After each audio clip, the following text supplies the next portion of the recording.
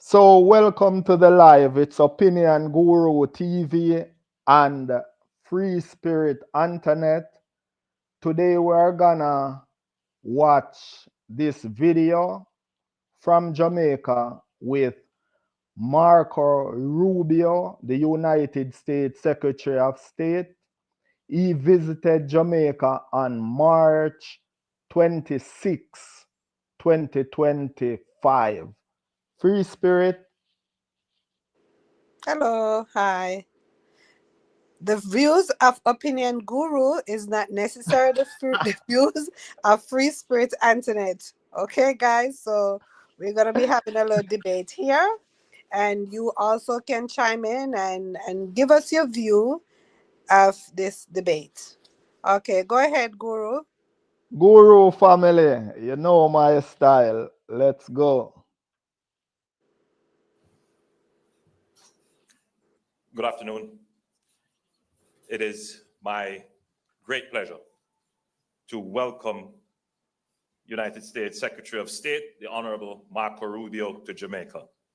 Now, I have known Secretary of State Rubio for some time, and I've always been very impressed by his deep knowledge of the region. Jamaica is deeply honored that So maybe because of his parents, because he's from Cuban immigrant parents. Did you know that, Free Spirit? Yes, I did. So maybe that's why he knows the Caribbean region so well. Right. Anyway. you have chosen to visit us first on your official visit to the English-speaking Caribbean. This visit so early in your term confirms the strength of historic friendship and strategic partnership between Jamaica and the United States, one built on shared values, democratic ideals, and people-to-people ties. Our nations have long been united by a common commitment to freedom, prosperity, and security, and your visit today reaffirms this bond. Today, we engaged in productive and constructive discussions focused on strengthening this partnership and expanding opportunities for collaboration.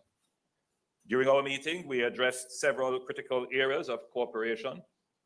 Security, one major area. We reaffirmed our commitment to enhancing cooperation in combating transnational crime, ensuring the collective safety of our citizens, and mutually secured borders.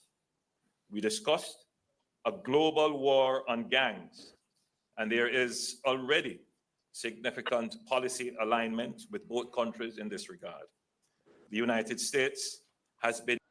This man, Prime Minister Holness, is talking about global war and gangs, but yet still, he seems like he's not worried about gangs in Jamaica because he's sending police personnel to Haiti to fight their gang issues. How about fighting it in Jamaica? Free Spirit? Well, I understand your concern, Opinion Guru, but we also have to be our brother's keeper. And you know, Jamaica, they try several different things, but we all know how corrupt some of these Caribbean islands are. So, I mean, they're trying. He's Yeah, trying, but but he should try in Jamaica. yeah, Try in Jamaica to make it safe for people. People are scared to visit. I'm not talking about Caucasian tourists because the gangs tend to stay away from them because we were indoctrinated in school to stay away from the tourists because that's how the island gets their money. But a normal tourist like me, a returning resident, I will have gang issues. You know, gang will try to rob me or something. And other expat that goes there for vacation. It's the same thing. So I think this man, Prime Minister Holness, should try and fix the problem of Jamaica. How about putting Jamaica first? How about that? So, Mr. Guru, as you know, I visit Jamaica quite often, right? And Right. you know they have several check spots, and they was doing it last year, the year before, for at least 3 years, right? But Mr. Onus alone cannot do it by himself. As soon as he set up a check spot, then you'll hear different parties will come in and they said, oh, it's not necessary. It's taxpayers' money. It's this, it's that. So, it's the whole government. I know he's the prime minister of Jamaica, but everybody have to come on board. I agree with that, but he should focus on Jamaica. That's what I think. It did. But anyway, we are talking about the present in hand right now about Mr. Rubio coming to Jamaica with the Cuban doctors and everything. And I personally have an experience with the Cuban doctors. When my mom was sick and next to death door, those Cuban doctor was amazing in Jamaica. So I know firsthand. But when Mr. Rubio said that they don't get the pay directly in their hands, their passport is taken away and all of that. I was not aware of that. But I know the Cuban people did not come and defend themselves. So are you aware of that, Mr. Guru? Can you comment on that? Yes, I spoke to my Cuban friends about the issue, and they said yes, some of their pay goes to the government, but he said a satisfactory amount still go to the doctors Mhm, that they are happy with, and he also told me that the doctors are happy to leave Cuba to go to other countries to help and to see other places. mhm. So the doctors are also maybe not 100% happy with the arrangement, but they are somewhat happy Mhm. based on what my Cuban friends are telling me. Okay. So I Yes, don't know. Huh? they seem very happy to me when I'm in Jamaica, and as I said to you, the experience with my mom. So you know, but before, that wasn't the story. It's just crazy what's going on. But go ahead. Okay. Continue playing. Yes. Okay. Been instrumental in supporting Jamaica's efforts to bolster its marine domain awareness and intelligence surveillance capabilities, which are crucial in our fight against organized criminal networks. So you see, this is also my issue with this thing Mhm. because he's talking about surveillance capabilities. They are just turning the surveillance on the population of Jamaica. Mhm. These people in Jamaica think that they are free, but they are not. They are heavily censored, and they think that because they can come online and tell each other about their mothers and this and that, they are free because they can do that. Mhm. But people of Jamaica, if you travel to these big countries, if you do a search about how globalization especially has been negatively impacting Jamaica, you do a search on that when you are in the United States, Canada, England, and so on. Note the result of the search, go back to Jamaica, do that same search, and the result, I bet you, I guarantee you, will be absolutely different.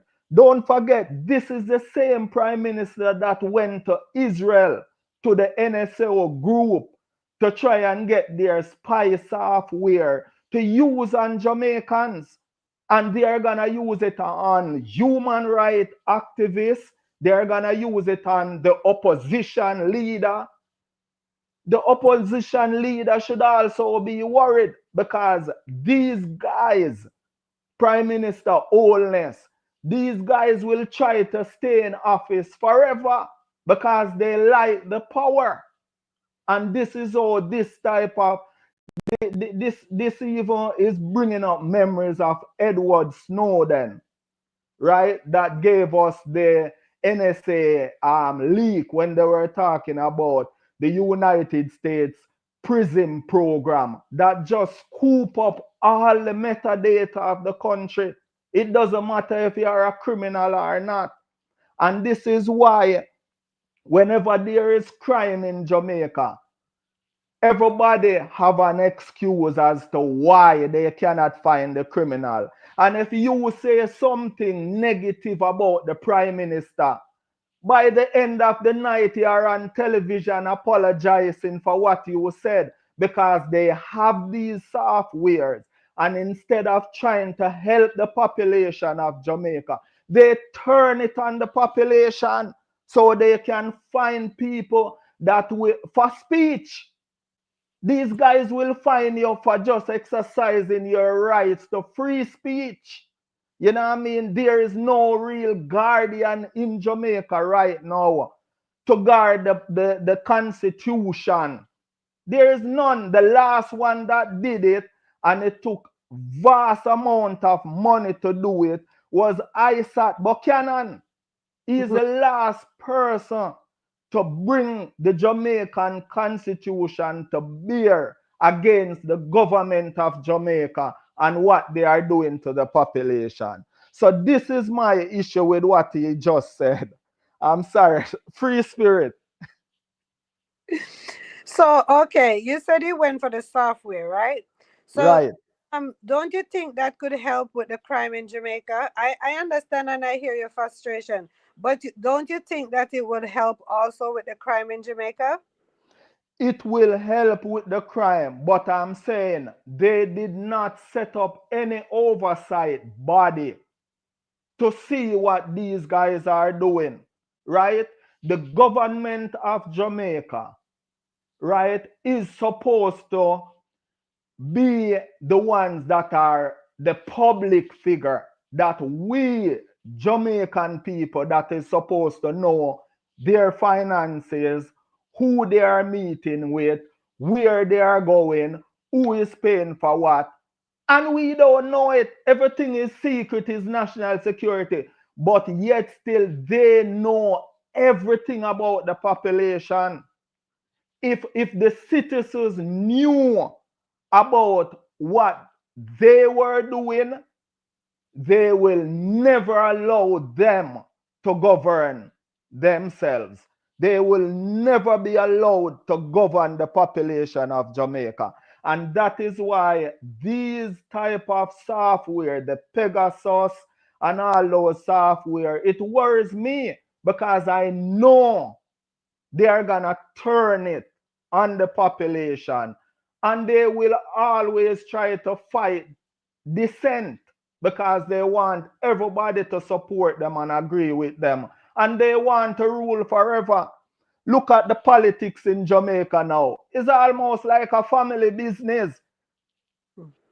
Dr. Andrew Holness, the prime minister, his wife is also in politics. And many other MPs are bringing in their sons and daughters, and it's a disaster. You know, these people think that they are king of the island. Anyway, free spirit. Oh God. So you wanna play this thing again so we can get back on topic? All right. We discussed expanded and repurposing development assistance towards our shared goals, including security.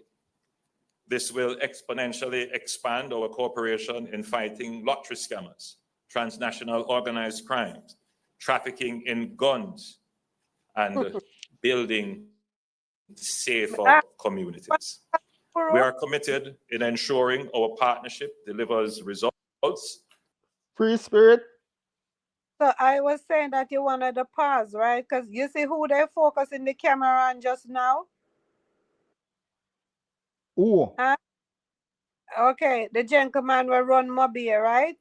He's the head Yeah. one up here. And you see, and look how the crime bad in Montego Bay. And there's nothing he's doing. Him need to go a long time. But anyway, Yes. so the crime is just something else. But I hope Marco Rubio and go Jamaica and they touch on the crime. I would really love that something is done about the crime in Jamaica. So let's see. You think Well, it he's promising. Huh? you think it's gonna help? It could, if they use it the right way, it could help. How But we are overseas. How you think best that they can how you think that they best can fix this crime business in Jamaica?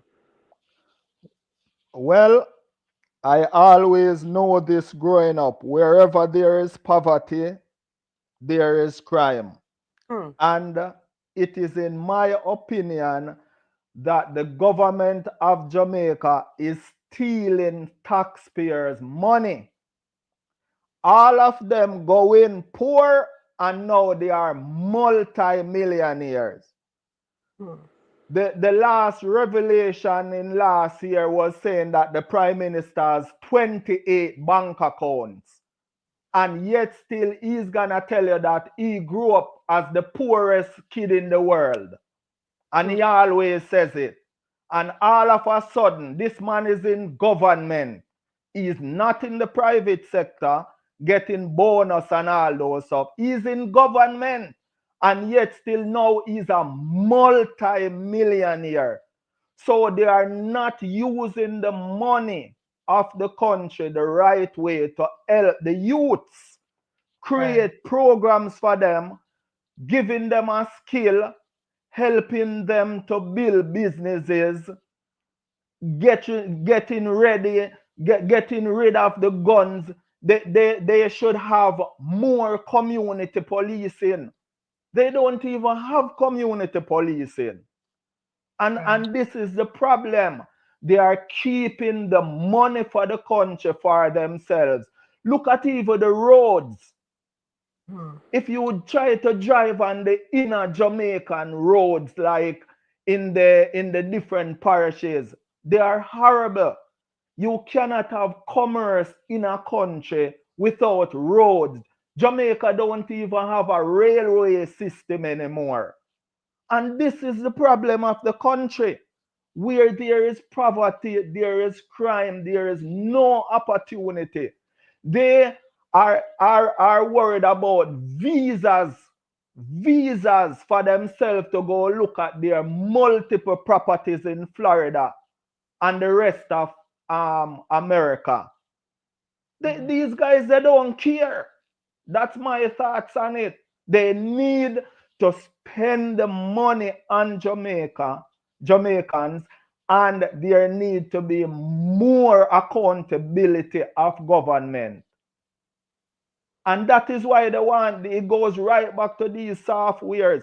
Even this American ambassador, when he was leaving Jamaica, he was saying in 2020 they were spying using Digicel's systems to spy on his conversations.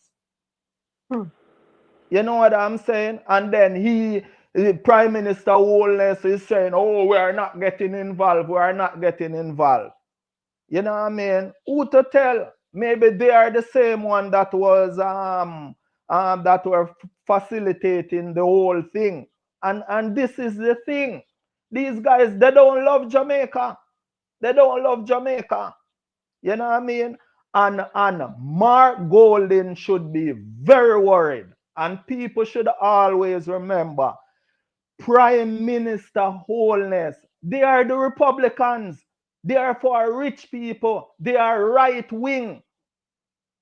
The PNP, the People's National Party, are the left wing. of Jamaica, and they are for the poor. They are for poor people. People, Jamaicans, Guru family, always remember that.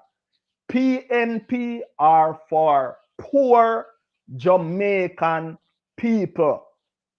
Prime Minister Holness, the Jamaica Labour Party are for rich people. They are the right wing party. They are like the American Republicans. Always remember that. Free spirit. And once again, guys, remember the opinion of that the opinion of Free Spirit Antoinette. And I just want to speak about education a little bit in Jamaica, right? So for all those who are watching at the moment, I don't know if you're aware of the art program in Jamaica. They have several different things. They have welding, computer, plumbing, electrician, beautician, whatever you want to do, you can look up the art program, right? You go to government, pay for you to go to school. You get a free lunch every day. You only have to find your bus fare. I am from St. Mary, and I know right, and there's one in Port Maria, right? So if you live in like 20 minutes away, so you have to pay bus fare probably $300, right? But you're pouring into your education. So as for what Guru was saying, about the education, he wasn't correct in some of it, right? Because a lot of the Jamaican younger people, I should say, they are more Americanized. They prefer to go to Western Union to sit. Not everybody knows, so please don't get me wrong. They prefer to go to Western Union, or they want to be a musician, and everybody wants to be a musician, or they want to be blogger, or they want to be TikToker. But they're not spreading the gospel of the education of the art program, that you can get into this art program. And it's not that art program alone only work in Jamaica. If you go and get the art program for 1 year, you get your certification, you could go anywhere in the world and use that plumbing certification to become a plumber. If you become a electrician, you could go anywhere in the world to use it, right? But yet still, a lot of the younger Jamaicans, they sit and they prefer to knee their and middle with ganja, or they rather to have a cup in their hands. They don't go about and educate themselves, right? There's a lot of mental issue. I'm going off a topic right now. There's a lot of mental issue in Jamaica, and they said, "Oh, there's no help in Jamaica for mental health." But there is help, but nobody want to take the time to do the research. They just want everything on a platter handed to them. And life is not about that. I came here at the age of 16 years old, right? And I have to go and do my research and do whatever I wanted to do to become who I wanted to become, to go back to school, to get an education, whatever it is. But a lot of these younger people in a lot of these Caribbean islands, they don't want to go out and do research. They'll ask for a phone, you give them a phone, yet till they'll just idle and scroll and do whatever they want to do. So, Opinion Guru, have you ever heard of the art program that's in Jamaica, that whenever you go to school, you can go anywhere in the world and get a job with that certification? Are you aware of that program, sir? Well, I am aware of it, and it's a very good program. But the thing about going everywhere in the world, that's not true, because everywhere have different way how they do things. For instance, here in Canada, if they come here, they still have to go back to school. They can't come here and be a plumber. No, because they are gonna tell you you're not up to Canadian standard. Well, Plus, Canada is a country that has 3 seasons. So everything has to be different, so that when the different season come in, whatever work is done can withstand and hold up. So it's a totally different system. correct, but then you can just like with nursing, right? Say if you have your nursing degree here in Florida and you're going to New York, of course you have to do a little course, but you don't have to go over and do the whole 3 years to be a RN, or the whole 1 year to be a LPN. You just do a little crash course and that's it.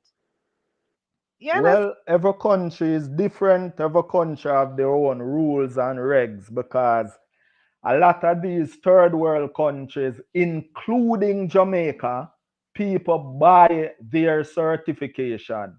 So Not they, and that is why when they come to these big countries, they have to get recertified because they don't know. I It's so know corrupt. I know, but I know often that somebody who go to be a mechanic, and they did it in Jamaica, and they're here right now in Florida. Yes, as you say, everything is different. You know, you may have to take a little course or whatever it is. But I know for a fact with the mechanic you don't. But maybe with the plumbing, you know, you have different coding or whatever it is. Maybe I'm not sure. But I'm just saying that there is things. But are they taking advantage of it? No, they sit and they blame the prime minister, blame for poverty, blame for this. Everybody is just foreign minded. They just want to leave Jamaica to come to America. So now when they hear that all of this is going on with Donald Trump, everybody is worried. They are super, super worried. Oh boy. With the nurses then, right? Like we jump in topic here. When Rubio talk about the nurses and whatever, Andrew, the only thing Andrew should have said, and I think he was gonna say it, but he was a bit scared. He should have said, "Well, America is taking away all of our nurses and our teachers because Yeah, they'll but why? Why? You know why? pay the pay." Exactly. So there you go. And it goes back to what I was saying. They, the government, and I'm not putting my mouth on the ground and talk, the government of Jamaica, they are taking the money and they are not paying the workers. And that is it. The government of Jamaica is taking the money and they are not spending it on the workers. And that is it. Yes, because I mean, That is it. look at minimum wages. I mean, I okay, like for example, people who work at Rio, Jamaica, right? They're doing the Yeah. same exact work as the people in Aruba, right? And Aruba or Bahamas or whatever, and that's not fair because what the Jamaicans have to work for one whole week, Aruba is getting it in one day, and that's not fair. Or the Bahamas, or Mexico, or Dominican Republic, or whatever, they're all getting more pay than Jamaica's tourist worker. That's what I'm talking about. And And this is Bartley, why they are leaving Jamaica. yeah, and Ed Bartley sitting there, and when I was in Secret Hotel, and he's there, and he's just like he wouldn't even give a tip. The waiters there are saying is like he's so disgusting. I mean, these people is just as you say, they just look on these workers like poor people, and like they're not in their kind of a category. And you're right with some of the things they say. Some of I agree with some of your opinions, and I don't agree with some of it. That's okay. That's how life is. Right. Should I continue playing this video? Sorry, man. Okay. in driving down criminality and trafficking in this hemisphere. On Haiti, we look forward to continued partnership with the United States as we seek to work with the Haitian. See? Oh boy. I have to stop it again. This guy, Andrew, he doesn't realize what's going on. These Caucasian people in these countries, they spend so many hundreds of years colonizing these mostly black countries. Hmm. They cannot do it anymore because now you have too much internet, too much apps, too much. They don't want to do it anymore. So now they are getting you to do it. Hmm. And you are doing it for them because you will never have a say in who governs Haiti. Canada, France, and the USA. I wouldn't even say England because England don't really do business with Haiti. But Canada, America, and France, they are the ones that are gonna have a say in who governs Haiti. But they are getting Andrew Holness to do the dirty work. And Kenya, look how far Kenya is. Mm. They're getting Kenya to send policemen to Haiti to go fight their own people. Like, this is unbelievable. And this man doesn't have any shame. Prime Minister Holness doesn't have any shame. He's talking about it like he's doing something good. Go and fight the crime in Jamaica. Andrew Holness. Fight the crime in Jamaica He's and trying. stop worrying about Haiti. He's trying. Remember, he's the one who leadership and stakeholders to address the ongoing crises in Haiti. The extraordinary humanitarian, civil, and national security challenges in Haiti pose an acute threat to Haitians, to regional stability, and indeed to its close neighbors, including Jamaica. We agreed that we must do everything we can to stabilize the security situation in Haiti so that they are better able to build capacity and address their political and humanitarian challenges. On trade, recognizing the United States as Jamaica's largest trading partner, with bilateral trade surpassing $3 billion in 2023, we explored avenues to further expand trade relations. Free Spirit, yes. you're in the United States. What trade does Jamaica trade with the United? Because I don't know. Only thing I can say is tourism. The tourists will go back and forth. I don't know anything else. I'm not sure. I'm not. I'm not. I didn't do any research on that. Anybody here watching who know? Because as far as I know, American businesses just gonna use what they don't want to dump it on Jamaica. So what are you thinking? You're very knowledgeable. You think anything other than tourism? I don't think so, but I am not sure. But what I'm saying, what I know is this. Same way me in Canada, when I came to Canada, I used to hear that like chicken feet.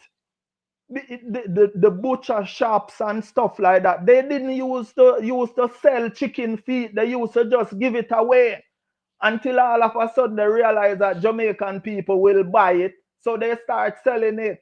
Fish head. They used to throw away fish head or give it away. Now you go to the fish shop, they are selling the fish head.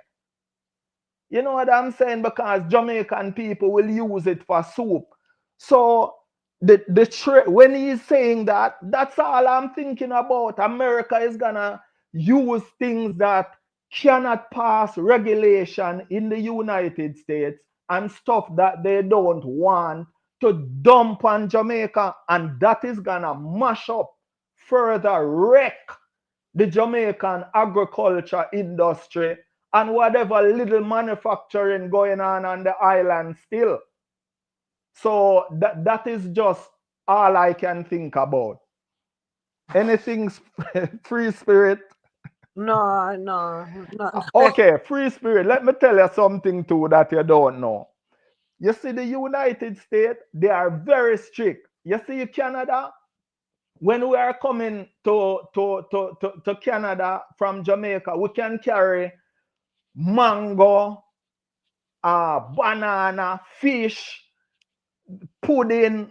You can carry almost anything with you when you are coming to Canada, because Canada they know it's a very multicultural place, Mhm. right? So they allow us to carry almost anything as long as it's not illegal, any type of food, anything. But when you are going to the United States from Jamaica, you have so much restriction. Yeah, yeah. So that is why I can't see Jamaica really exporting anything to the United States. You can, because I know someone who is working on it right now. They're doing yam, they're doing pumpkin, they're To doing export to the US? yes. Mm-hmm. Okay, then. Well, maybe that's what he's talking about. They're doing But I know it's not farm. going to be a one-way street. It's farm There, agriculture stuff. They're selling Scotch bonnet pepper, mango, and all that. But it's regulated. You know, they have to make sure there's no bugs on it, there's no disease, and you know the whole thing. yeah. Yeah. So there is right there in St. Mary. They're doing it right now as we speak. I'm just worried that Jamaica is gonna be like a dumping ground for the Nah. United States. Whatever they don't want, whatever cannot pass regulation, and lots of chicken feet, lots of fish head. That's so strict. Even though now we kind of bring it back. Remember, say even a motor vehicle, you can't send ever too much of a old motor vehicle to Jamaica. It just cut back on it. I think when he did the last budget reading, so much less food and stuff like that. No, but No, is now. Remember, no, free spirit, free yeah, spirit. yeah. Whatever America want, America gets. If No, America, remember, these guys are scared to lose their visa. so why when the Chinese then bring all the fake white rum and the cigarette and the chicken parts them and the rice and all them something that were not good. So Chinese doing it too. Yeah. So it's not I don't think America would do that, but the Chinese is Well, doing. they would. I'm telling you right now, they would. Well, we have to see it. So let's see. They would because I remember how they destroyed our dairy industry when they just started this globalization thing. I saw milk running on the street like water when they brought milk powder to Jamaica. So they will. That's 100% guarantee. They will. If this government does not stand up to those type of stuff, they will dump their unwanted product in Jamaica. That is 100%. Look at Apple. Look how nice Jamaican apples are. And they are selling American apples in Jamaica. Think about that. They will dump it there. But look, but you can't blame the Prime Minister, the government of Jamaica for blame the Jamaican people. Yeah, but who have control of the ports? Is the same way a man would say, oh, what Jamaica doesn't make guns. No, they Who don't. control the ports? Yeah, It's the government that control the ports that is allowing all type of illegal weapons on the island. that's They what control the that's ports. what Rubio say is gonna you hear him say I'm gonna crack down on that. You know, He said it, but I'm just letting you know that the government of the country, they control the border, just like Donald Trump is doing right now. President Trump, just like he's doing right now, and he's so saying, how much you, Mr. Andrew Holness. You see you talk bad about Mr. Andrew Holness? I am not talking bad, I am stating facts, but they don't like to hear these facts. I am absolutely stating facts, but these guys, they don't want to hear it. If it doesn't go along with their narrative, they don't want to hear it. And they have all kind of negative to say about you that is speaking the truth. If you cannot have a country, just like President Trump said, you cannot have a country if you don't have borders. Jamaica is an island. Jamaica has borders. The government, their responsibility is to control the borders. They are not doing it. Or they only do it because you try carry, you try pack a suitcase, say you're going down to Jamaica. Oh, who you gonna sell this pants to? Yo, I'm bringing it for my nephew or my brother or my friend. Who you gonna sell this phone to? What? I'm not allowed to have two phones. Almost everybody have two, three phones. And this is what I'm talking about. So they pressure the little people and then the big guys do whatever. Free spirit.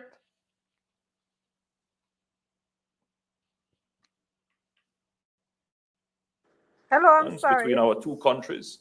The renewal of the Caribbean Basin Economic Recovery Act was raised as a matter of critical importance to trade for ourselves and for all CARICOM member states. We also explored means to attract increased U.S. investment into Jamaica's emerging sectors. With our stable macroeconomic framework and positive growth trajectory, Jamaica is open for enhanced U.S. investment across multiple sectors. So there you go again. No beach. No more beach for Jamaicans. Free spirit. I never hear him say that. No, he doesn't. He's not gonna say it like that. That's what I'm trying to tell you. I am speaking the truth so that people that doesn't know these type of language will understand it. He's Well, talking about investment in Jamaica. That means these guys are gonna come and build up all kind of beachfront hotel and all kind of thing, which is good, but he should also put regulation in the country that when Jamaicans still have access to the beaches in the country. but they do. They have a lot of beach there in same way. But they are not taken care of. Yes, they are. They have a beautiful free beach right there in the heart of Montego Bay. It's beautiful. I was just there when And there, where is the next one? and they have one look at Dunn's River, like What? in Orcharias. They have across the street from Dunn's River. It's a beautiful fall. That's free. They have a lot of free beaches down there. And where again? The Jamaica is a big island, like In, where again? okay, so me tell. Then they have in Portland. It's free. Nice, clean bathroom. Winifred Beach. They have like. Yeah, but did you know that they had a protest I to know. keep Winifred Beach free? Yes, Did you I know know. that? The government tried to sell off Winifred Beach. But look, you have to listen, When I know you said the government, right? Ah, jeez. Right? But you have to remember, they want to pay people to keep. It's not a lot of money they charge, just an upkeep to keep the bathroom, keep the toilet paper, keep whatever it is. That's how it is. They're not America. They're just trying. What do you mean? All these guys go into office as poor Oh, men I and know. they all come out as Oh, multi millionaires, I know. And right? I'd say, You look, know the salary. I Charles, know the salary yeah, they are making. There's no way, look, absolutely no way. forget about the beaches. Look at the hospitals. I mean, you could go down there. I have my husband friend was in the hospital sick, and he sit there in a hallway for 3 days for a bed. So let's talk about the hospitals. They don't even have toilet papers in the hospital, But that's and what I'm saying. tough and dear, and it's those things. No, that's near and dear to my heart. That's what I am We saying. just donate a bed to Port Maria and a high top wheelchair to Port Maria Hospital. And if you say you donate, I have a friend. Him donate a whole bunch of sheet and towel and whatever it is, right? By the time him go back, everybody gone, the staff, them thief off the sheet and the towel them. Because they're not getting enough money. So everybody dibble dabble. So what can we do? Me and you and here, we just send up a blood pressure. We can't fix it. Them can't fix it. This has happened for years. And I have to big up Bounty Killer. Bounty Killer, big up yourself, Ground God, because he always donate beds and stuff to the Kingston Public Hospital, to the So Jubilee Hospital, what about Victoria Shaggy? Jubilee Hospital. So what God about be praised. Shaggy? Big What up. about Shaggy? And Shaggy take care of the Children Hospital. Big up Shaggy. And if more Mr. people would get Bombastic. involved and do things and but nobody really want to get involved and make these people be liable for what they're doing. Everybody just talk and a 9 days talk and it finish and it done and it gone. That's what I'm saying. The Yeah? only person I have to say it again. The only person I know that have ever hold up the constitution in front Jamaican people and say, people, You have this book. Read it. Is Isaac Buchanan, what he did for Vibes Cartel. He used the Jamaica Constitution. You know what I'm saying? There is no one else fighting with the Constitution for the people of Jamaica. So Isaac Buchanan, big up yourself. I know a cartel spend the money. Cartel, big up yourself. You show us that I mean, Constitution can work. I mean, back again to the crime. The crime is so bad. Look at the local community where I'm from in Jamaica. Look at the sad thing that take place there, right? And up until today, nobody know anything. Nobody say anything. It's just a watch, and that was an educator. That was somebody who give back to the community, who've been teaching for over 42 years, and they should make sure that that person get caught and get time or whatever it is. And it's just gone. There's nothing. Sad. So like that really hurt my heart. But I Very can't sad. see, but you know what's going on. As you said, to me, all these little small community, they should have a little police station, even a soldier in a them look a rural area. They That should is have a look true. a base. That With is true. even a look a soldier. Look all them soldier them have. What them have them there Jamaica do? Nothing. Nothing. What them doing? Is the army base still in Port Maria? Yes, they still have it in Port Maria. But they should dispatch them in these, even if them not do it. Say, okay, say every Wednesday them rotate, them two, them, them do something. Nothing. Drive through. Yeah, nothing. Remember they used to have like a clinic here and this and that. It's like, I don't know, man. That's what I'm saying. These politicians, they are not spending the money right. And I absolutely believe they are taking it for themselves. Yeah, you're talking about, look, when you go down, right, you see you walk 5, 6 miles, no light. The place in a total darkness. If you come from America, you have to buy a solar light and say, yo, itch it on the light way up there, so light up your community. There's no light. I'm So telling you, it's these not guys, that. they are taking the money for themselves. We are forgotten. The people in the rural community, we are just forgotten. Nobody no want to go back and move back there and do nothing because it's just not right. The government is not helping. Yeah. They are not helping. So finish up the video. Okay. Including energy and nearshoring. In terms of logistics, the discussion touched on working with U.S. companies to leverage Jamaica's location as a premier transshipment hub in the Americas, and this will further bolster Jamaica's work as a major logistics hub for global trade.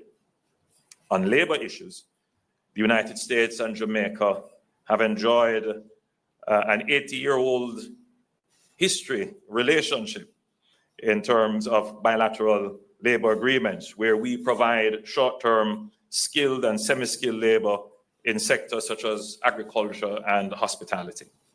We discuss ways to expand and enhance these agreements, including skills development partnerships to upskill and reskill Jamaican workers.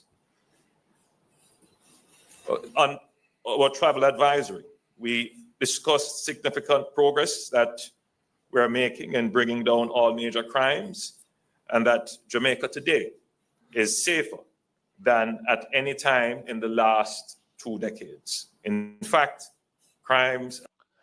Mr. Prime Minister, I don't believe you.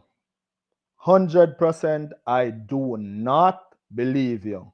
Free spirit.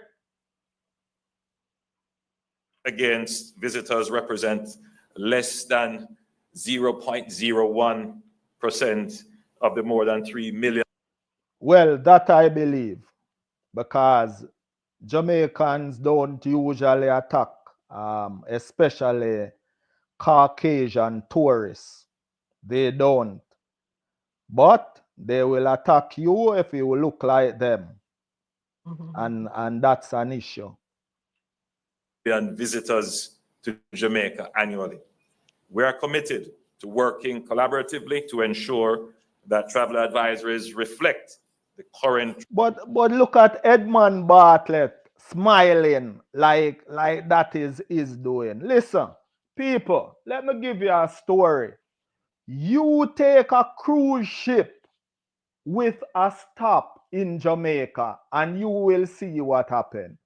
When you are on the ship going to anywhere else, the ship stop and you come off the ship.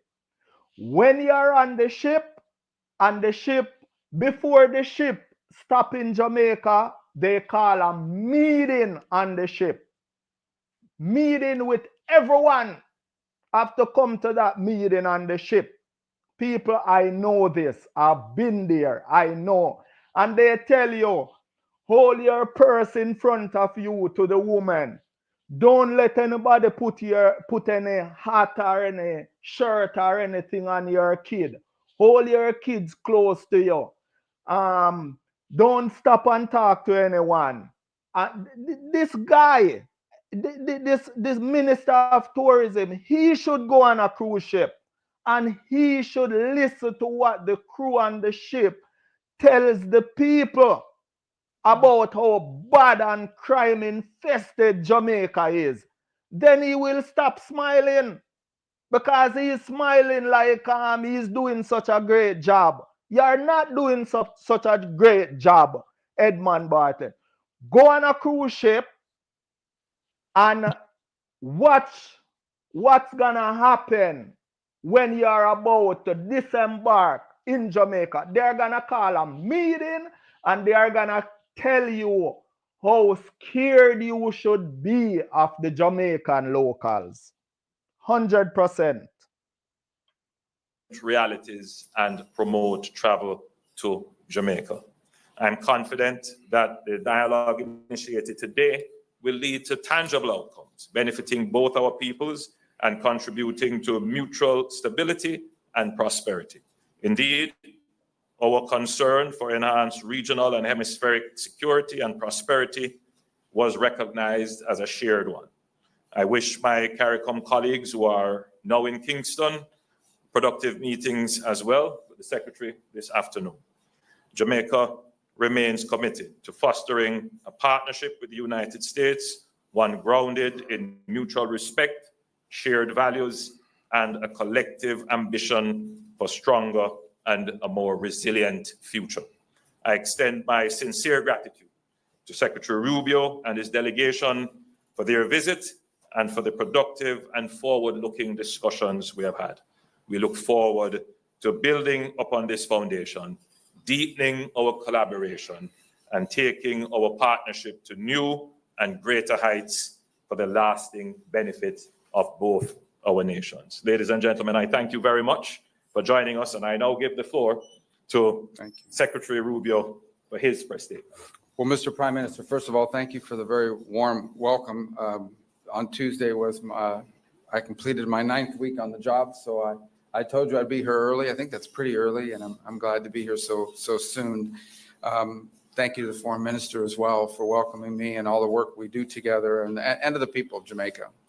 The ties, I would say, between the United States and Jamaica don't need to be explained. They're incredibly strong. And in particular, my home state of Florida, we were commenting close, 800,000 to 1 million Jamaican expatriates who call the United States home. And I asked, was that just in Florida? Because it's a very vibrant community that's contributed so much to the place that I've called home for so long. And so we have a shared history that's tied together by people. I also would say that some substantial percentage of Americans have traveled here at some point in their lives. And that also binds countries together. Nothing binds countries and cultures more closely together than people. And we certainly have that in common. And we want to continue to make sure that we build on that. We did touch on a couple of topics. The first is trade. The world has been closely followed. The president is in the midst of realigning American global trade policy, primarily to reset global trade in a way that's fair to the U.S. after 20 or 30 years of what we believe is unfairness, not when it comes to Jamaica, but broader. And from that will come real opportunities to create new alignments and new trade arrangements and new trade opportunities. And I believe Jamaica is one of those places that together we both stand to benefit. In particular, we discussed supply chains. And we ask ourselves, why, if so many of these products are destined for the North American market, why are so many of the productive capacities located halfway around the world? And there's a lot of different reasons why that's happened. But it makes all the sense in the world to see more productive capacity, more manufacturing, more industry relocated into our hemisphere. We certainly have the labor and the population and the desire to do so in our hemisphere. It's closer to the end markets. And so we want to pursue opportunities to make that possible. And clearly, I think Jamaica is one of those places that could benefit. And the Prime Minister has that vision for the country and the creation of not just jobs, but jobs that pay even better than the jobs that maybe some could find now. So it's an opportunity that I think would be mutually beneficial. And we're going to actively seek and look for ways to make that possible. I also think there's extraordinary opportunities for investment. And we talked about it, whether it's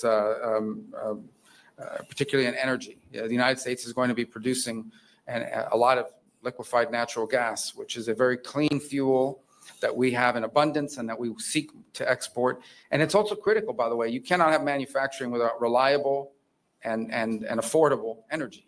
And so it's one of those things that I think potentially we could continue to partner along with other things, whether it's mining opportunities off the seabed, in essence, to utilize all of the resources of the country in a responsible way that protects your environment, that protects your natural beauty, but at the same time is generating income and opportunity of employment for the people. Ultimately, governments have two prime responsibilities: the safety and the prosperity of their people. And your Prime Minister and his government is very focused on those two priorities. So I want to know if Jamaicans are gonna just take his word for it, that he's gonna protect the beauty of Jamaica and the marine life when they start doing whatever drilling they are doing, or are they gonna say, oh, don't worry, just trust us, just trust us, we're gonna do what is best for you, Jamaica. Jamaicans, you guys better open up your eyes and start demanding that whatever deal is signed between the United States and Jamaica is thoroughly reviewed. People should demand to see these deals and not allow Prime Minister Holness and Secretary of State Rubio to tell you, just trust us. It doesn't work like that, because they will only do what is best for them. They don't care about the population of Jamaica or Jamaica as an island itself. We did talk about tourism because obviously it's a significant part of your economy, and we pledged we were going to go back and reevaluate the travel advisories as they currently stand to ensure that they do reflect the reality of the new numbers and what the numbers show, because you've made very impressive progress in your general numbers overall when it comes to the murder rate and so forth. But in particular, with those travel advisories are designed to American travelers. And I think we need to analyze that and just ensure that the status we're currently in accurately reflects the status quo and takes into account the progress you've already made this year and made last year, year over year, which I think is one of the highest numbers in terms of reductions that we've seen of any country in the region. We have to talk about security, and I think that the Prime Minister has phrased it in a way that I think is very beneficial, and that is, he used the term global war on gangs. Maybe we'll find some other phraseology in the United States to describe it, but we're talking about the same problem. It's amazing if you look across the region and really many parts of the world, how many of the threats we face in the world now that once came from a ideological terrorist organization or from a nation state are now coming from non-governmental criminal organizations. Look at this guy, Marco Rubio, talking about terrorist organization. Anytime they don't like you, they say you're a terrorist. These guys, the United States, anytime they don't like you, they say you're a terrorist. Look who they put right now in Syria to run Syria. The same guy they had millions of dollars on his head. He is the one right now. He's from Al Qaeda. He's the one right now they put to run Syria. Because why? They said it. You're no longer a terrorist. Just work for us. But yet still, last year, this guy was Al Qaeda and they have how much millions of dollars, millions of US dollars on his head. But no, don't worry. Take off the turban, put on a suit. Now you are with us. You are no longer a terrorist. Why is no longer a terrorist? Because they say so. They say so. And this is what this is my issue. You know what I mean? These guys are absolute hypocrites. These guys, absolute 100% hypocrites. Organizations who in some cases are more powerful than the governments in some of these countries. And we've confronted this issue. It's a challenge in Mexico. It's a challenge on the border between Venezuela and Colombia. It is the challenge in Haiti. And it's been a challenge here.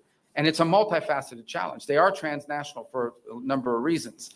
One, as an example, is, and we've acknowledged this in our conversations that lead back to my time in the United States Senate, how many of the guns and the weapons that are being used by gangs to commit acts of violence here in Jamaica are purchased in the United States and then shipped here. And we want to commit to doing more to stopping that flow at the same time as we do more to commit to increasing your capacity. That's the other thing I underline. What we're talking about here when we talk about American assistance is America helping Jamaica build its own capacity, its own ability to confront these challenges and solve these problems. Because security is a baseline for everything. And to that end, we have some good things to announce today here. We've the Jolt Fusion Center that is starting up again, and that's been even further strengthened. That's going to help address lottery scamming. We can announce this synthetics detection equipment for the Jamaica's forensic labs. Another counter gang recruitment program that we seek to launch as a result of our visit here today, and announce something that I think is really important, and that is software, intelligence software for the law enforcement here in Jamaica to. So there you go, Jamaicans. There you go. You have been put on notice. You're gonna be surveilled, so you're not even gonna know yourself. That's what they are doing. They're gonna surveil you. Your privacy is gone. This is what he is saying. Remember, the Jamaican Prime Minister Andrew Holness went to Israel to make a deal with the NSO group, and they are the ones that created the Pegasus software. When that thing it goes into your phone, you don't even know that it's in your phone. They scoop up everything and they store it. This is what they do. And they use it against human rights activists. They use it against the opposition leader. This is what they do because they want to stay in power forever. And this is the problem. This is the issue when I hear these things about surveillance and this and that. They are basically taking away your privacy in Jamaica. They are gonna censor you. So you Jamaicans think that going online and telling each other about your mothers and this and that and talk all kind of things, that's what they want. You don't have freedom. You think that is freedom? That's not freedom. Allowing dissent, that is freedom. Allowing you to have free thought, to have critical thinking, to say when your prime minister is doing wrong, to say when one of the government minister is doing wrong. That is freedom. And this is what they're going to take away from you. If you cannot understand when this man speaks, Marco Rubio, I am explaining it to you. And I told you, for those of you who travel, if you search certain things when you are in the United States, Canada, England, those countries, you get a different result than if you search for the same thing in Jamaica. Because you're heavily censored in Jamaica and you don't know it. You think that because you can go online and curse and carry on the derogatory way, you're free. That is not freedom. You're not uplifting yourself. You're being controlled and you're doing exactly what they want you to do. Remember that. To combat gangs, things like night vision goggles as well, technology, and we look to do more. And on that end, let me touch on a topic that we talked about just a little bit. Well, I'll touch on the topic, then I'll get to this final one. On you mentioned upskilling and helping. How can we? It's a topic we hadn't touched on directly, extensively before. We talked about it today. We seek to go back and find ways that we can partner to create opportunities for skills training, so that if those companies, and we can attract those companies, and we can attract, whether it's a logistics center or manufacturing, to come to Jamaica, there's a workforce that's been equipped with the skills needed. Now, we face this challenge domestically as well. We need to do that ourselves, but there may be things that we can do in collaboration with one another. And this touches on the issue of aid, very controversial in the United States, but it's one of the reasons why I wanted to come here today, because it in many ways highlights exactly what our vision. And this is what you see, Jamaican people, if you cannot critically think, I am gonna critically think for you. This guy is now letting you know that he is willing to let American companies go to Jamaica and do manufacturing and all of that stuff. But yet still, when they were running in the election, they were saying America first, America first. All the companies that are abroad should come back to America and do their manufacturing in America. And this is why Trump is doing all the tariff things and stuff like that, because they want stuff to be made in America. So he's telling Andrew Holness, I'm telling you, like, these guys, he said he's a doctor now. And these guys, I don't know what they're thinking about. You know what? I know. They're just selfish because they know nothing will impact them. But me, I care about the population of Jamaica. And I'm going to tell you, this guy is America first guy. Americans need jobs. American needs this. American needs that. But yet still he's going to tell our Prime Minister, Andrew Holness, that he will allow companies to go do manufacturing in Jamaica. The only reason I can think of is because they are willing to pay Jamaican people next to nothing. And also do jobs that no American will be willing to do. That's what I can think of. Free spirit. Free spirit is gone. But anyway. For aid moving forward is the United States is not getting out of the aid business. We are going to be providing foreign aid. The difference is we want to provide foreign aid in a way that is strategically aligned with our foreign policy priorities and the priorities of our host countries and our nation states that we're partners with. In essence, how that would work, how it has worked in the past, is U.S.A. or some other entity would come into a country and say, this is what we think you need. And then they go out and hire an NGO that maybe are the ones that convince them that that's what you need. And they give them a bunch of money and they come into the country and they do things. Some of these programs are fine. They're nice things. Other times, not so much. Nonetheless, that's how it used to be. How we want it to be in the future is that our embassies are involved with the host government, our hosts, our partners, and we ask them, what are your needs? And we provide assistance geared towards the needs of the nation states that are hosting us and that we're partnering with. At the end, our partner in Jamaica, our partner all over the world, is the government. It's the host governments who have a clear vision for the future. And to the extent that our foreign aid can be helpful, it is in furtherance of what the people of your country have elected you to carry out.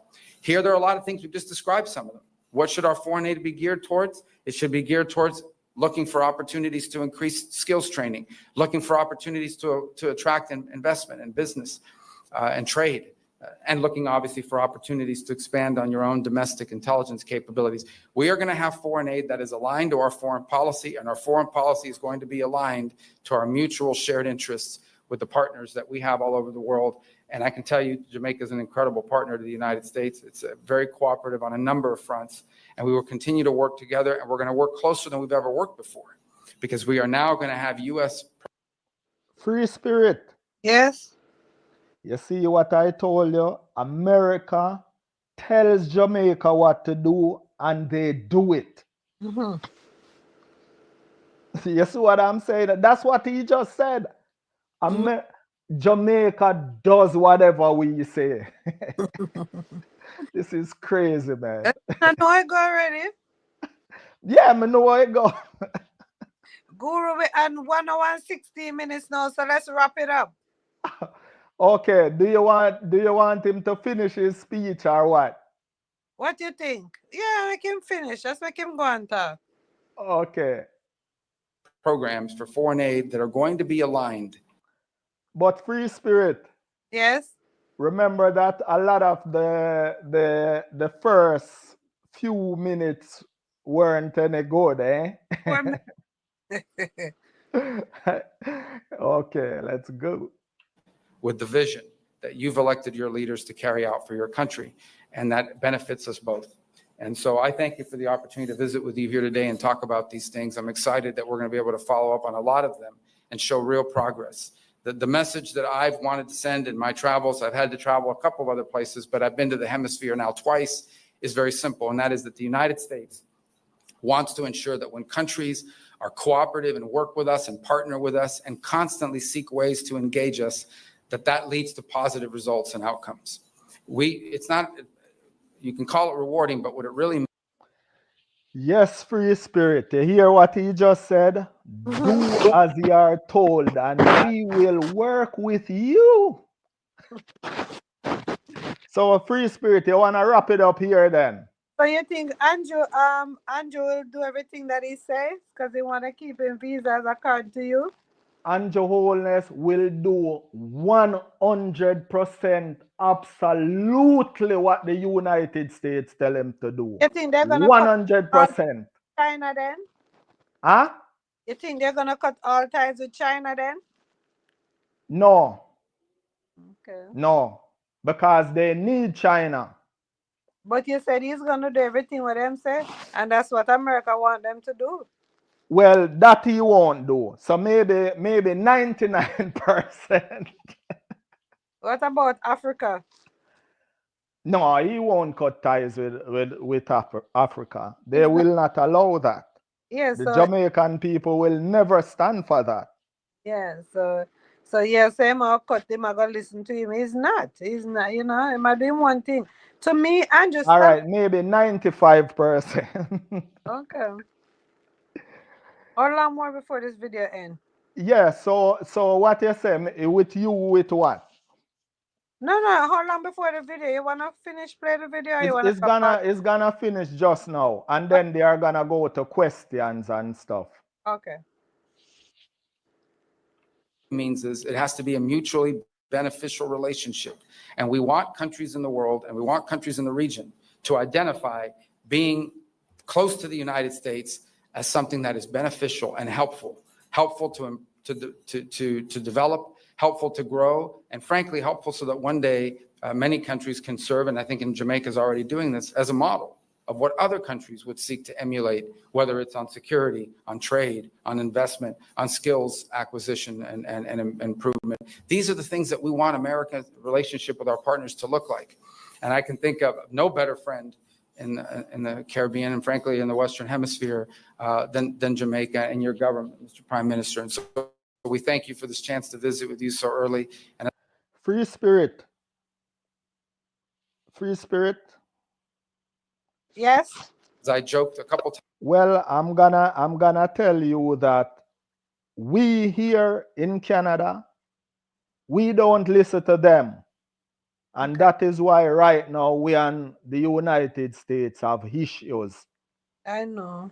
Okay? I So you can use that as the gauge as to how much Prime Minister Andrew Holness is doing exactly what they want him to do.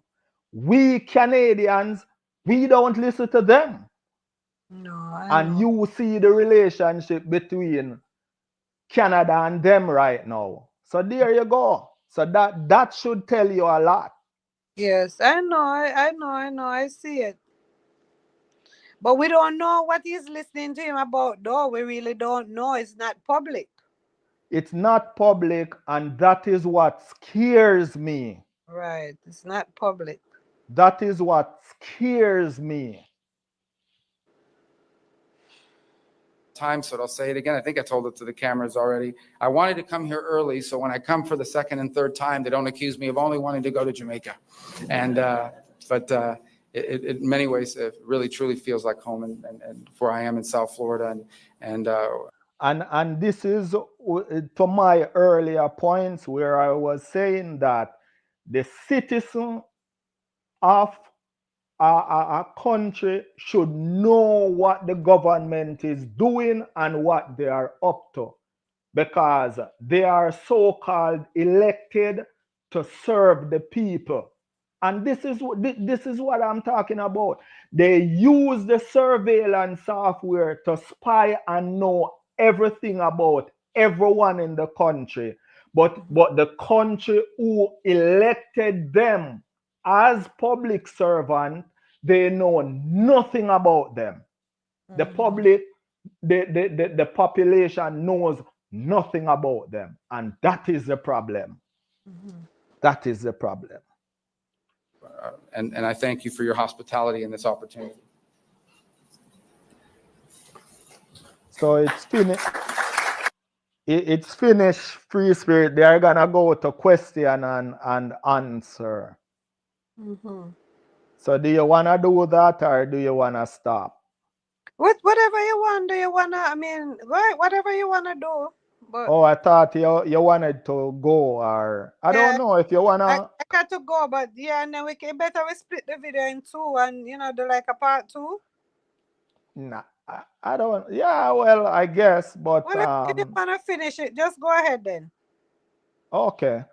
So, Guru family, Free Spirit family, thanks for watching. Please share, subscribe, thumbs up, watch other videos. Always want more, and make sure you are worth more. Thanks for watching. Free Spirit, anything to say? No, I thought you was gonna let them finish with the question. Okay, so you wanna go, you wanna Yeah, continue. just finish your question. Yeah. Okay. So, Guru family, Free Spirit family, you're gonna have us a little bit longer.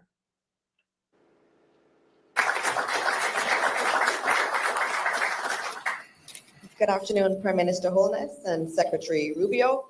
Thank you both for your remarks just now. We have several members of the media from Jamaica and the United States in the room with us this afternoon, but we will only be taking 4 questions. And I ask that those who have been selected, that you please stand as you ask your question. And our first question is going to be from John Hudson of the Washington Post. Thank you very much. Mr. Secretary, Republican Congressman Don. He came with me. Don't say I don't take you to nice places. All right? And thank you for the hospitality. Beautiful weather, beautiful country. Much appreciated. I'm sorry. Yeah. Mr. Secretary, Republican Congressman Don Bacon weighed in on the Signal chat breach, saying the White House is, quote, in denial that this was not classified or sensitive data. They should just own up to it and preserve credibility. Do you think that's true? Also, here in Jamaica, there are U.S.A. employees at our embassy, like so many others around the world, on administrative leave, not carrying out the work of the American people. Do you worry that the DOGE effort won't ultimately end up benefiting U.S. taxpayers? And Prime Minister, violence and instability remains in Haiti. What would you like to see from the United States in terms of being a productive force? And a State Department envoy yesterday called the presence of Cuban doctors in Jamaica and elsewhere human trafficking. Do you agree with that? Thank you. Let me take the first. I've already addressed the aid one, but let me address it again. This is not about getting rid of aid. This is about restructuring how we're going to do aid. And when you restructure, there's some disruption, but it has to happen. By the way, this is not an idea. This is an idea Condoleezza Rice wanted. This is an idea multiple secretaries of state throughout time have tried to achieve.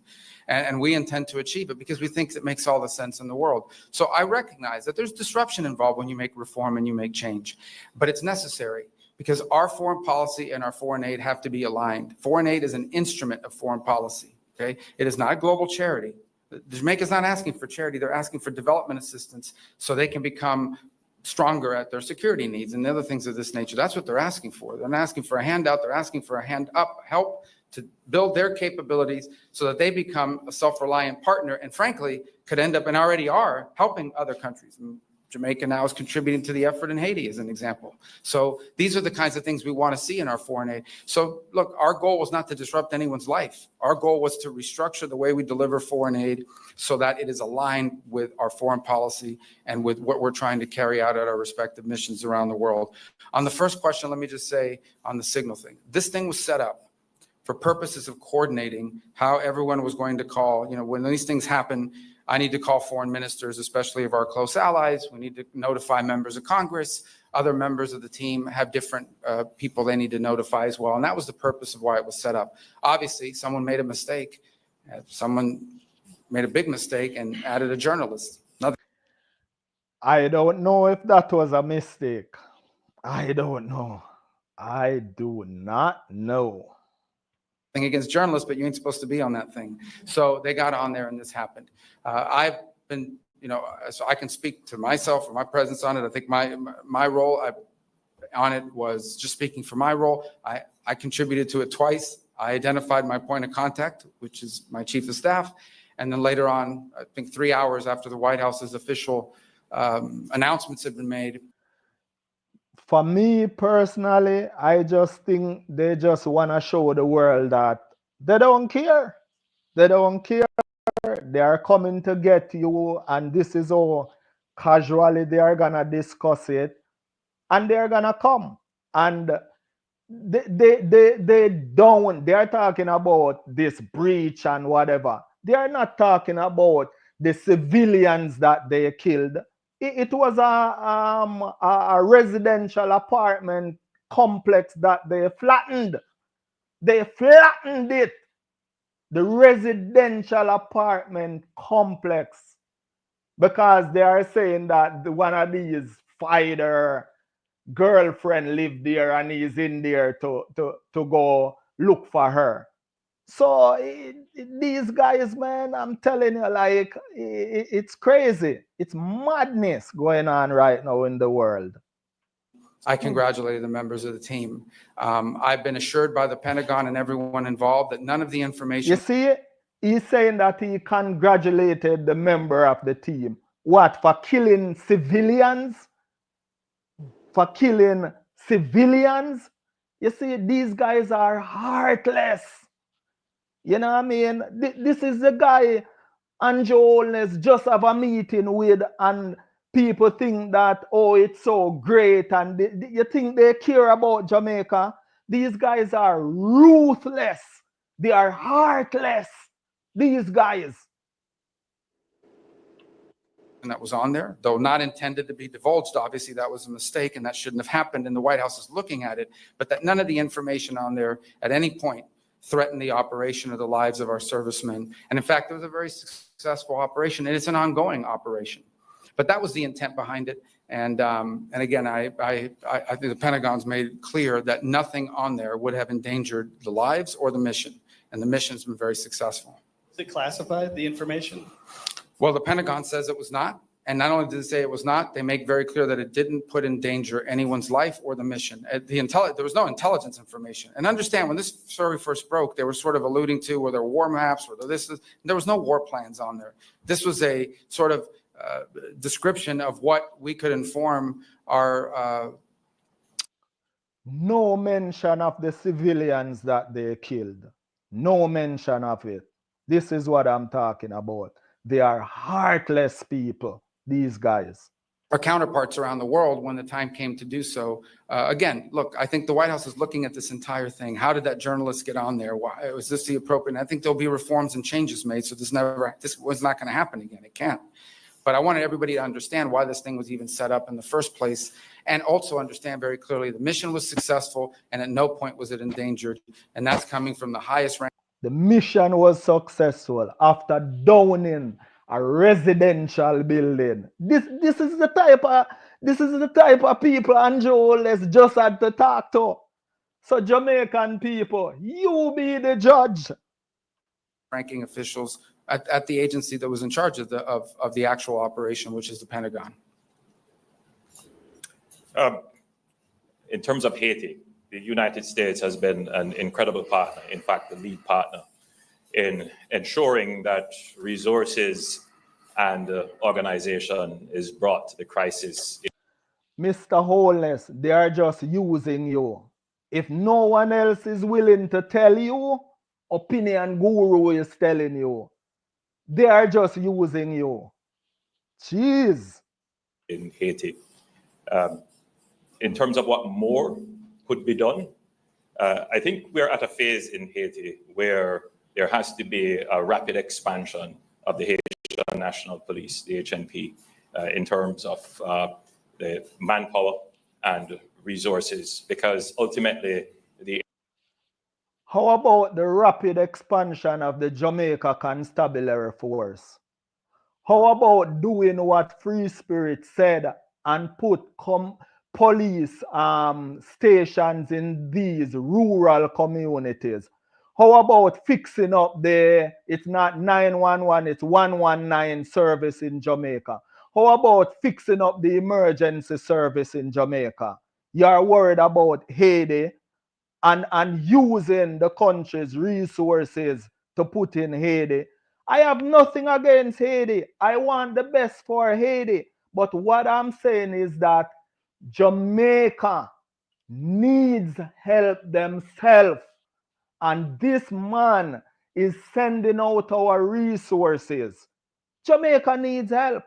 Whenever certain things happen, I don't even want to say it. If it was me alone that was live, I would say it. But when these things happen, it's mass, it's multiple people, right? And this man is talking about expanding policing in Haiti, expand policing in Jamaica, and pay the police also. That's what you should be focused on. the HNP has to take on the gangs. The present holding situation that we have is not necessarily moving the situation forward as we would all like. So there would have to be a significant expansion in resources in support of the HNP to enable them to take on the gangs. In terms of Cuban doctors in Jamaica, let us be clear. The Cuban doctors in Jamaica have been incredibly helpful to us. Jamaica has a deficit in health personnel, primarily because many of our health personnel have migrated to other countries. We are, however, very careful not to exploit the Cuban doctors who are here. We ensure that they are treated within our labor laws and benefit like any other worker. So any characterization of the program by others certainly would not be applicable to Jamaica. We are ensuring that our program complies with all the international laws and standards to which we are a party to. All right, our next question will come from Tana Thomas from Nationwide News Network. Please stand. Secretary Rubio, my question is for questions in relation to the matter of the Cuba Medical Corporation program as well. So the medical mission has been a cornerstone of healthcare in Jamaica and the Caribbean for over 50 years, according to our foreign minister. How does the U.S. reconcile its stance on this program with the region's reliance on Cuban medical professionals, and what alternatives does it propose to ensure healthcare? Well, yeah, I think the first thing is to separate medical from the labor issues that we are pointing to. Okay, this is not about doctors.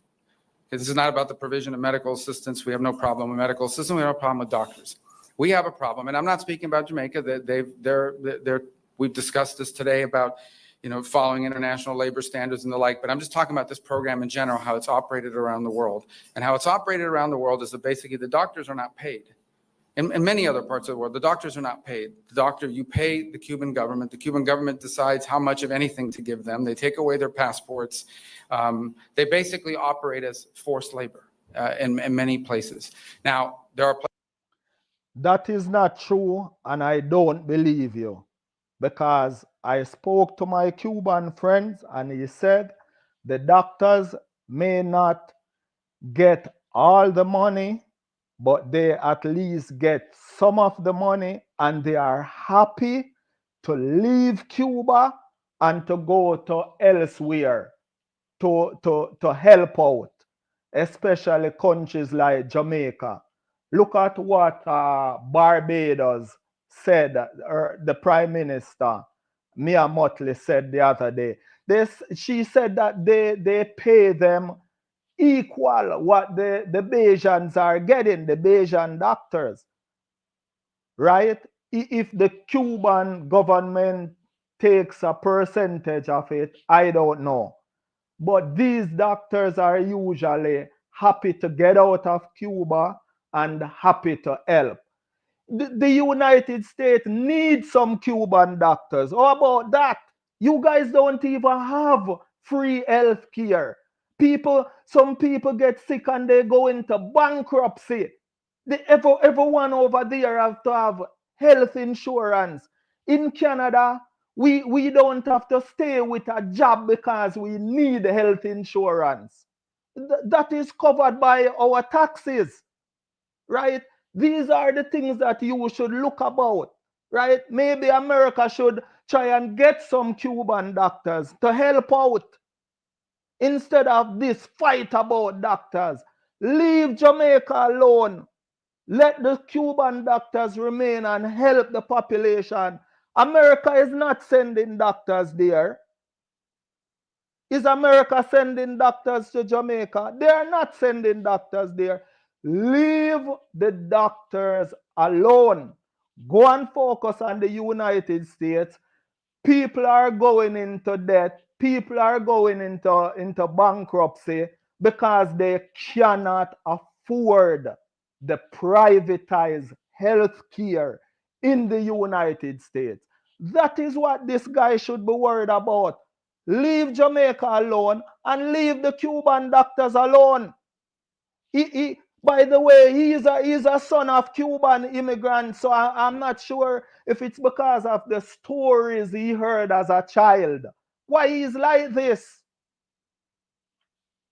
Places that have better labor standards, perhaps Jamaica is one of those, and that's fine. But I'm describing generally what the program has been. It has operated in that way in many parts of the world and placed these people in tremendous danger. And so I think we can all agree that the trafficking in labor, be they doctors or farm workers, is not something that we would want to be supportive of. And we find that to be an egregious practice on the part of the Cuban regime. Now, every country operates the program differently. And obviously, because of our relationship with Jamaica, we're going to engage with them on that and talk about it further and have a better understanding. Perhaps none of this applies in the way it's handled here. But generally, that's the problem with the program. It's not that they're Cuban doctors. It's that the regime does not pay these doctors, takes away their passports, and basically it is, in many ways, forced labor. And that we cannot be in support of. Again, not speaking about here in particular, but in general about the program. Okay, our next question is going to come from Will Lowry from the National News. Thank you so much for taking my question, Mr. Secretary. I just want to. Anyway, it seems like free spirit is gone. So Look here. maybe I'm I'm not. just gonna end the free spirit. Yes, hi. I'm here. Okay, okay, okay. I thought you were gone. Okay, okay. I'll just continue then. Okay. Let's circle back to John's question, the signal chat. The signal chat, yes. But of course, are you planning on making the Europeans pay for U.S. operations against the Houthis, given that their businesses seem to benefit more from opening up these shipping lanes, as discussed in that chat? And then moving to Russia, Ukraine, I was wondering if you could elaborate on the Black Sea ceasefire deal and how it's progressing. President Zelensky has already questioned Russia's seriousness, saying, quote, they are trying to distort agreements and in fact to see both our intermediaries. Yeah. So on the first question about, look, here's the problem, okay? These guys, these Houthis, these are pirates, okay? This is a band of, it's a gang, in essence. They're fighting for the Palestinians. Remember, when the ceasefire and the hostage exchange were going on, there were no attacks on any ships. This started again because Israel broke the ceasefire. They broke the ceasefire. Right now, it seems like the Houthis are the only one that is doing anything substantial to stop the genocide in Gaza. Right? These guys are taking all kind of money from APAC and all kind of things. That is why they are talking like this. They are not worried about the children that is being killed on a daily basis in Gaza. You know what I mean? Look what's happening to the poor Palestinian people. You hear this guy. Oh, man. Since that's gotten control of a certain part, but these are a religious fanatic gang. And these guys have missiles, and they've launched 174 attacks against the U.S. Navy ships, 150-something attacks on commercial vessels. They are literally saying they've set up a toll system at the Red Sea. These ships can go, these ships cannot. They don't blow up the Chinese ships. They don't blow up somebody, but they blow up all the other ships. No, stop lying.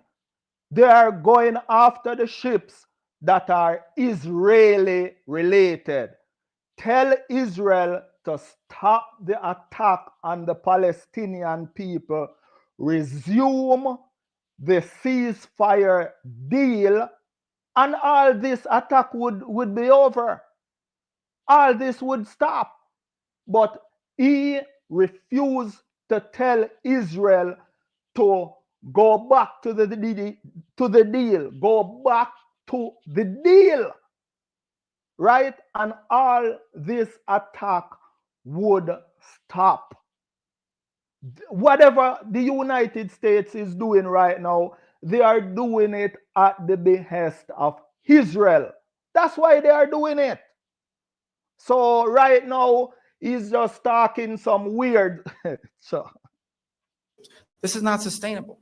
And so I think the point that I've made publicly is we are doing a great favor to the world. The United States is doing a great favor. No.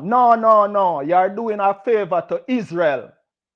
That's what you are doing. You are doing a favor to Israel. Favor to the world, going after these guys' capability of doing this. How can we live in a world where a group like this has advanced weapons, okay, and can shut down a shipping lane and increase the cost of shipping that we're all paying for? Everything we buy, all the stuff is embedded in the cost and in the price of these things is how much it costs to ship it. And so that's just not a sustainable thing. We can't allow it. So I think the point I would make is not, we're going to make anybody pay. It's everybody should recognize we are doing the world a great favor going after these guys because this can't continue. This is unsustainable. No, you are doing Israel a great favor. That's who you are doing a favor. You are doing Israel a favor. What's next? Some gang's going to show up somewhere else and shut off another shipping lane. That's not practical. It cannot happen. So what was your first question? I was so fired up about that one that I forgot the other one. Oh, yes, that one. Easy ones. Well, look, people, you heard what he said? You heard what he said? I thought they were America first, but no, they are Israel first. This is just nuts. I think yesterday our negotiators are en route, or perhaps they've already arrived. After spending, I think they met with the Ukrainians twice, the Russians once. What we have here is an agreement in principle on a Black Sea ceasefire. We got two things from that. The first is we have more detailed definition of what the energy ceasefire entails. And the second is the principle concept of a Black Sea ceasefire. Obviously, after our meeting, as part of their release, the Russians detailed a number of conditions that they want to see met in order to do that. So we're going to evaluate that. Some of those conditions include sanctions that are not ours. They belong to the European Union. So we're going to be gathering and sort of, when our folks get back, sitting down, going through the proposals, getting their impressions of the conversations so we can more fully understand what the Russian position is or what their ask is in exchange. And then we'll present that to the president, who will ultimately make a decision about what the next step here. I think it's a good thing that we have both the Ukrainians and the Russians talking about ceasefires, be they energy or be they potentially in the Black Sea. But obviously, this is hard and difficult work. This is a protracted almost 3.5-year war now, or 3-year war. It has a lot of framework of sanctions that have been built globally now that have to be looked at as part of an ultimate end to a conflict. There's a lot of things that have to be worked through. And I certainly think the only way you're going to make progress on these things is by engaging with both sides, understanding their asks, their demands, and seeing what's possible. So we're going to have a chance now to sort of sit down as a team and evaluate when they arrive in detail how the meetings went with the Ukrainians, how the meetings went with Russia, what are the Russians asking for, what are the Ukrainians asked for, compare all that, and then make a decision on that basis about what comes next in this process. In the end, the goal here is peace. The goal is to end a war where people are dying. And I think everyone should be happy that the United States is engaged in a process of ending a war and bringing about peace. It's not going to be easy. It won't be simple. It'll take some time, but at least we're on that road and we're talking about these things, and we're going to test it and see what's possible. We think we owe that to the world. And the president, I continue to say, is the only leader in the world right now, President Trump, who's in a position to even get these two nations to a city to talk about these things, albeit in rooms far apart from one another when these talks are going on. But nonetheless, they're talking. It's the first time in a while that we've seen any conversation about this, but we have a lot of work yet to be done, and we'll know more after we get the readout from our teams. Okay, our last question will come from Andrea Chisholm from Television Jamaica.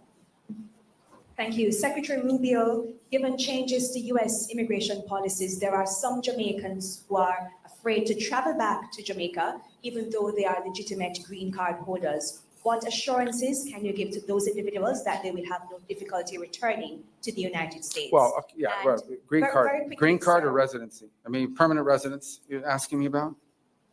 Yes, Permanent, okay, yes. okay. And secondly, what problems, if any? Free spirit is what does he mean? I thought green card and permanent residency, I thought it was the same thing. It is the same thing, but he was supposed to say citizenship. Of them Oh, and they are them green card. okay. But him not him cut her off. Okay. So so he's making a mistake. I He think made a mistake. yeah, make you finish say a question. Does America have with China's investment in Jamaica? Well, look, I mean, China's a rich and powerful country. Our problem with it is not investment. Okay, our problem is predatory practices. That's what we're concerned about. What we have seen all over the world is that China comes in and says, here's a bunch of money for a project they never build. They bring their own workers to do the work. They don't hire the locals. They bring their own workers. And oftentimes it comes attached with a huge loan that can never be repaid. And now they hold it over your head.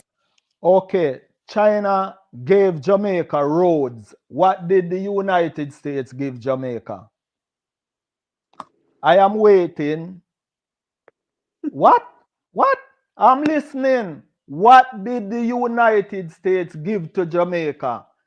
China gave us ports so we can have tourist ships coming to Jamaica. Answer What did the like, United States give to Jamaica? I am give, listening. them never give to Jamaica because all them road and so them dig out. All them mall, you think them care back at China, they take out the mineral outside. Who know if there's not gold and all of that stuff? They know what they're doing. So why now in Jamaica we have highways? Why? But Isn't them it because of the Chinese? they get a lot of benefit. You think them just do it just Yeah, like that? but what did America give to Jamaica? Yes, Mm. the Chinese got stuff. America got stuff from Jamaica too. But what did they give to Jamaica? I am still waiting. I'm waiting. TikTok. This guy is talking about China. What did the United States give to Jamaica? I am still waiting. You Then get have it. the Then, Jose Marti High School that Cuba gave to Jamaica. What did the United States give to Jamaica? I am still waiting. Free spirit? but you talking about America, right? Yeah. All China do is road. You see them ever build a hospital? You see them ever do a school? Free spirit, I understand. Did the United States build a hospital? Yes, they yeah. Which hospital? Which one? All of them build a hospital, no, but me know schools. Which And school? back. Which school they build? Which school America build a Jamaica again? Well, Radigan that talk about the other day. We're not live here. Ratigan was talking about the school in a Tivoli, or somebody they donate the money. They donate the money to build the school. They build for the girls' school in Tivoli, $30 million. Nobody know where it turn. Oh, okay. Well, then give them $30 million and don't know where money go. And Where is the proof? Camilla give a lot of money to, but they don't know what happened to the money. Where is the proof? You see, me, I don't go off words, because all these guys are liars. Camilla did give the money, but there's no proof. They don't know Jamaica they don't know what happened to the money once Did in she Jamaica. give the money too? The Jamaica government. Yeah, for the girls' school. For the girls' school and them just take the money. Just like in COVID time, where all the money where they collect. And I watch that marathon and they get all that money to buy the machine in Jamaica. And them not buy it. Where's Tufton? Are you here? What happened to all that money? Over 500,000. So they do get the money there, but you have to ask the Jamaican government what happened to the money. How was it spent? Who spend it on? How it spent? And that is the same thing I was talking about earlier in the video. No accountability, no oversight. You see? But at least, so you are saying free spirit, America gave money, but there is nothing. No And I am saying that China gave Jamaica roads, Cuba gave Jamaica Jose Marti High School. So we still cannot see anything that America give to Jamaica. You have to ask them because there's proof. Them give them money and Jamaica don't know what. I'm telling you, I was here. I saw it with my own two eyes. Yeah, but what is I want to see something physical that I can say, okay, yeah, America gave that to Jamaica. Them never physically go down there and go build them, give them the money. Okay. All right. Just on the other topic. Remember I was talking about where American do for the that community and how much money them give or whatever. Yes. Even that. USAID, yeah. Yeah, so how you gonna say they not give? They give a lot of stuff. Because I see the parties. The LGBT, I see the parties, I see the marches, I see it. I see it. So how you gonna say America not give? They give. You could look it up. They give them a lot of stuff, but they get Jamaica has a lot of financial aid from here, a lot. But you have to go and ask the Jamaica government where is the money. And Joelness, where is the money? And Maybe, it goes I don't know. It's just, I don't know. so free spirit. I know you don't like the politics and the but this is why I'm raising my pressure. These type of things. We and here now almost 2 hours, and we did not resolve not one thing, because this is bigger than me and you. We're just here basically for entertainment purpose. Because you think this gonna go to Ed Bartley or Mr. Oldness or Mr. Tufton or what the man from Montego Bay name again, the Chinese man. You think it all go to none of them?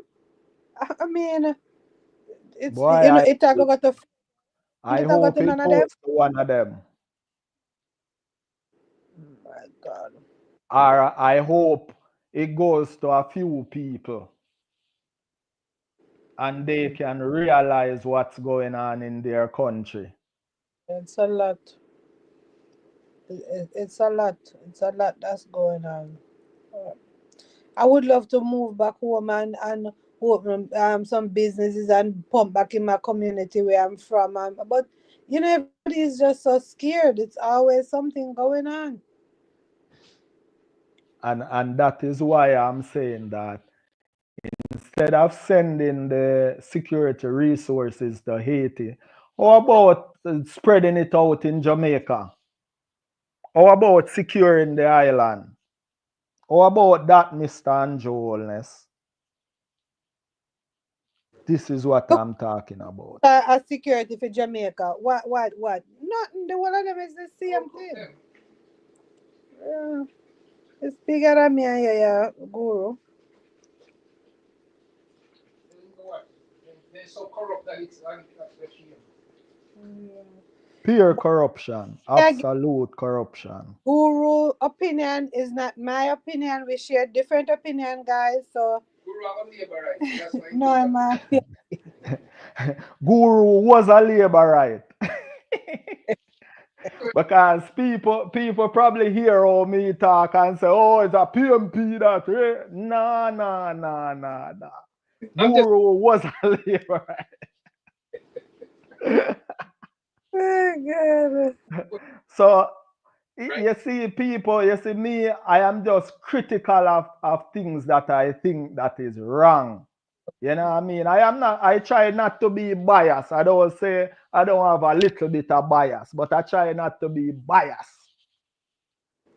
Yeah. Because people will hear me on Anjo, and say, oh, a PMP boy that. Nah, nah, nah. That's not how it is, people. Oh, man. Unbelievable. Yeah. So thank Forever. you. That's our concern. Our concern is unfair practices too, where they come in, they're government subsidized. Free spirit, what you say? You don't want to hear anymore. Yeah, just finish it up. All right. So you're gonna thank your people. No, finish it. Finish. Let him finish. Oh, the video. Okay, okay. Companies underbid everybody because they're subsidized, but then they come back and charge you whatever they want because now they've got the contract. So these are the things that we remain very concerned about. Again, not specifically about Jamaica, but in general. And so that's what we'll continue to highlight. On the first point, I would say, let me talk about that. If you're a green card holder, you're not illegally in the United States.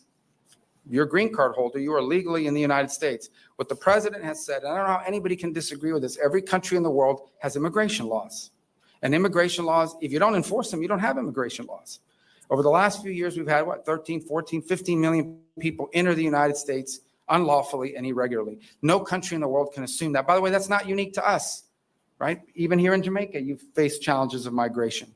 And it's not that we don't sympathize with people that are leaving difficult circumstances, is that no society can absorb mass migration from anywhere in the world. You just can't do it. And we're facing that challenge. That's not specific to Jamaica. I'm just speaking in general. And so the president is doing something that frankly hasn't been done in a long time. He's enforcing our immigration laws. And that's what we're doing. So if you're a green card holder, you're not illegally in the United States. I think the challenge is for those who are illegally in the United States, we have to have immigration laws. They have to be followed. I mean, I don't know why that's an unreasonable demand. And frankly, I mean, Jamaica is not a major source of illegal migration, to be frank. It's not even in the top 10 or top 20 for that matter, I don't think. But that said, we are enforcing our immigration laws, because here's what happens if you don't. You'll get another 12 million people. And if tomorrow Jamaica announced anybody who wants to come can come in, you're going to get a lot of people too, and you know it's going to be very disruptive. So we need to have immigration laws, and we need to enforce them, and that's what we are. That's what the president is doing. That's what he promised voters he would do, and that's what we're going to continue to do. But if you're a green card holder, you're legally in the United States, unless, and I say this because a lot of these people come, unless you're some student visa holder who's a sympathizer of some terrorist organization. Oh my gosh, here we go again. How much Israel is paying this guy? Here we go again. Oh my goodness. And is running around in our streets like a lunatic, burning down buildings and attacking students at universities. If you're one of these. Marco Rubio, how about freedom of speech? How about your right to peacefully protest? How about that? Oh, because you don't agree with the protest, now he's a terrorist. The United States has a constitution. Freedom of speech is in the constitution. And this guy is running around crucifying people for protesting.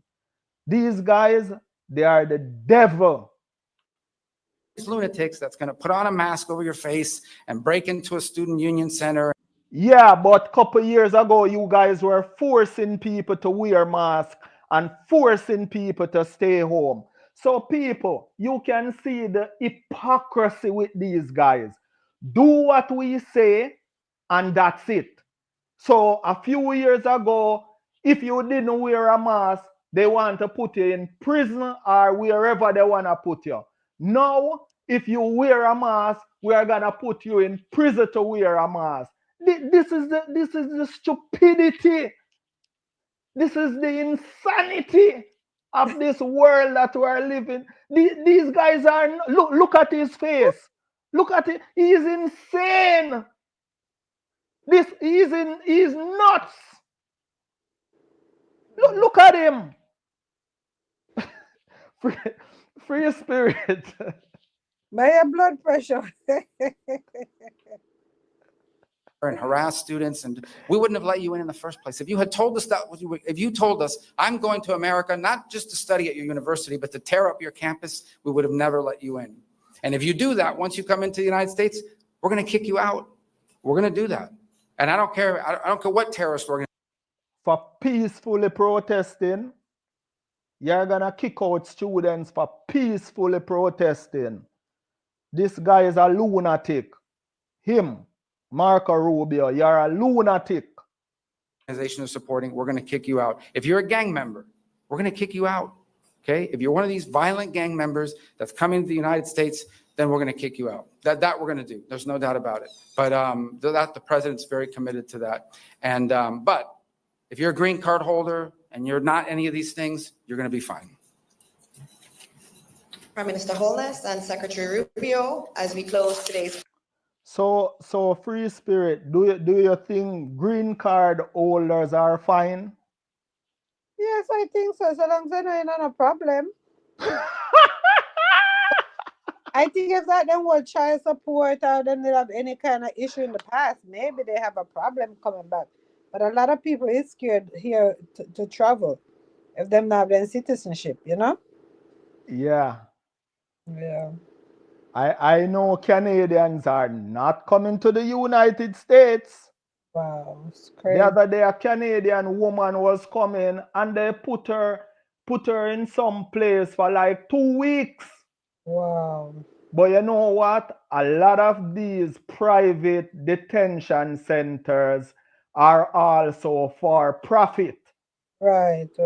So they just put you there for a few weeks and make some money and let you back out and say, okay, on your way.